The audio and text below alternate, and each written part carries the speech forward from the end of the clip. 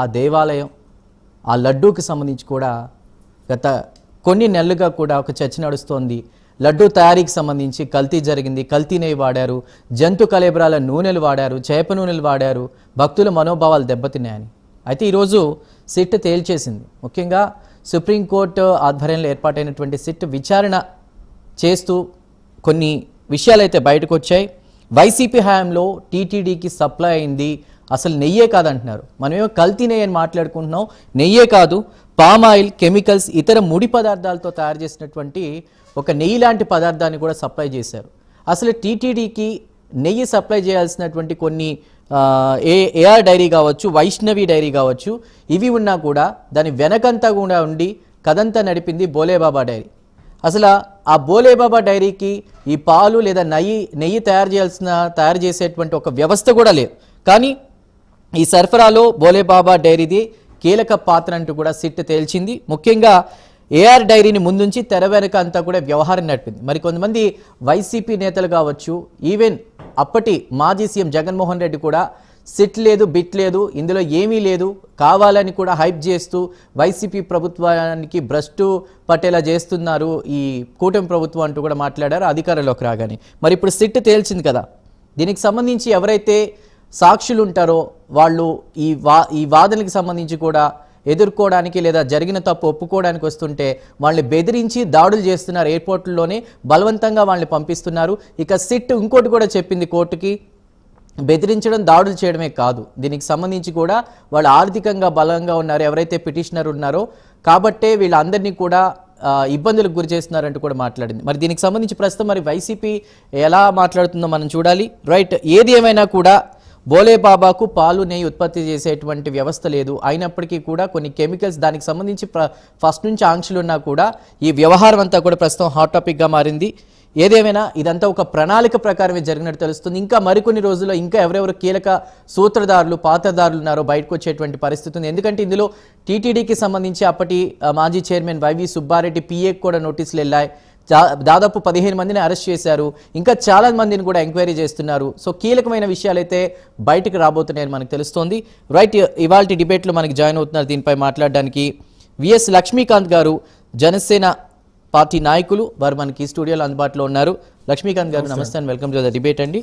అదేవిధంగా కారుమంచి రమేష్ గారు, వైసీపీ అధికార ప్రతినిధి, జూమ్ ద్వారా అందుబాటులోకి వచ్చారు. రమేష్ గారు నమస్కారం. మరికొద్దిసేపట్లో మనకి సప్తగిరి ప్రసాద్ గారు జాయిన్ అవుతారు టీడీపీ నుండి. అదేవిధంగా జాయిన్ అయినట్టు తెలుస్తుంది. సప్తగిరి ప్రసాద్ గారు నమస్తే and welcome to the debate అండి.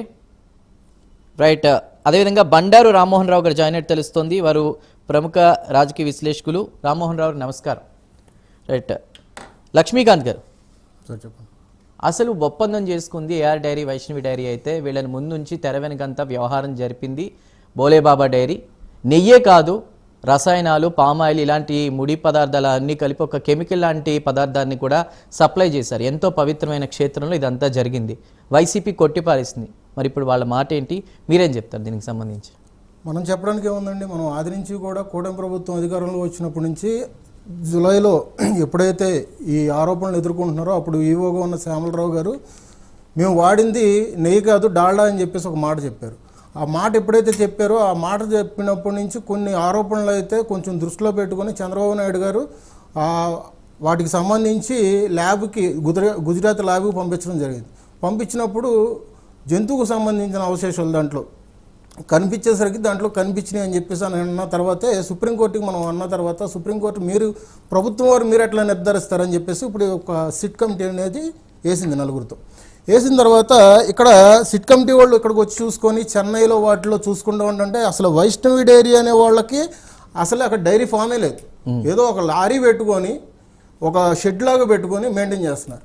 దానికి తోడు ఇక్కడ ఏంటంటే ఈ వైష్ణవి డైరీకి, ఏఆర్ డైరీకి ఏంటంటే ఈ వెనకాల బోలేబాబా సంస్థ వారు ఎవరైతే ఈ మిథున్ జైన్ అనేవాళ్ళు కానీ, ఈ తుమిన్ జైన్ అనేవాళ్ళు కానీ వీళ్ళు ఏం చేస్తున్నారంటే 70 లక్షల రూపాయలు టెండర్లు వాళ్ళు టెండర్ పాడుకోవడానికి వీళ్ళకి ఇస్తున్నారు.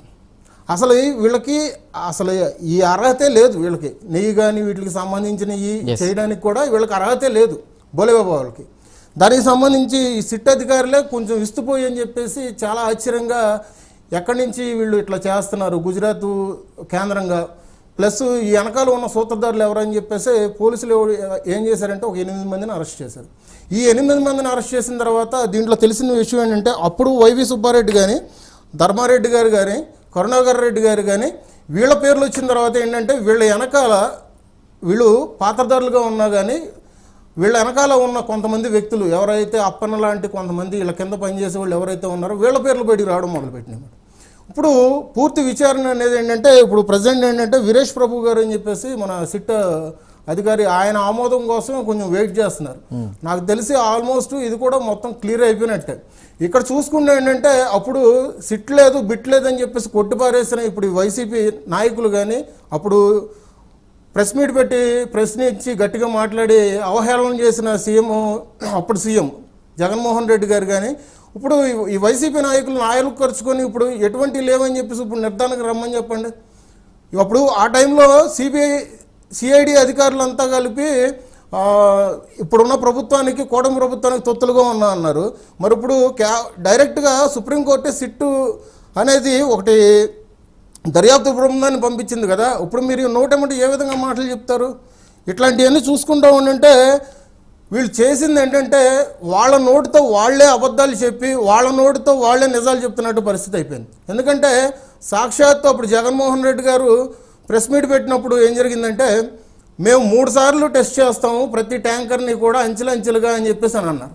మరి 3 సార్లు చెక్ చేసినప్పుడు ఇవాళ రోజు అసలు నెయ్యే కాదు, అసలు కల్తీ నెయ్యి అనుకున్నాం. నెయ్యే కాదు, ఇవాళ రోజున అది రసాయనాలు మరి పామాయిల్ అని అన్నారు. మరి ఆ రోజు మీరు 3 సార్లు చెక్ చేస్తామని జగన్మోహన్ రెడ్డి గారు సాక్షాత్తు మీడియా సమావేశంలో చెప్పినప్పుడు అప్పుడు ఉన్న వైవి సుబ్బారెడ్డి గారు ఎట్లాగా తీసుకున్నారు? అప్పుడు ఎట్లాగా ప్రసాదాన్ని ఎట్లాగా తయారు చేశారు? ప్రసాదాన్ని అట్లాగా సైజులు తగ్గించేసి ఎందుకు అమ్మేశారు మీరు? ప్లస్ ఇంకోటి ఏంటంటే ఇష్టారీతిగా మీరు దర్శనాలకి ఎందుకు అనుమతి కల్పించారు? రోజా లాంటి వ్యక్తులకి లక్షలు తీసుకొని శ్రీవాణి ట్రస్ట్ అనేది పెట్టి వాళ్ళ రోజున మీరు కొండ మీద చేస్తున్న దారుణాలు అన్నీ కాదు. ఎందుకంటే మీరు తప్పించుకుందాం చూసుకున్నా కానీ చట్టం రేపొద్దున్న మిమ్మల్ని చూస్తూనే ఉంది. అధికారం ఉంది కదా అని చెప్పేసి చలామణి చేసుకొని మీరు చేస్తున్న అరాచకాలన్నీ కూడా మీరు ఖచ్చితంగా గుర్తుపెట్టుకొని రేపొద్దున అయితే మీరు అనుభవిస్తారు ఎంతకింతకి. ఎందుకంటే కలియుగ దైవం ప్రపంచ ప్రఖ్యాతిగాంచిన ఒక ఆలయం, అట్లాంటి ఆలయంలో మీరు 4 రూపాయలకు ఆశపడి ఇట్లాంటి దారుణాలు చేశారంటే రేపొద్దున సామాన్య భక్తులు కాదు కదా ప్రజలు కూడా చూసే ప్రసక్తి లేదని చెప్పేసి చెప్తారు. రైట్ రమేష్ గారు మీరేమంటారు? ఎంతోమంది భక్తుల మనోభావాలకు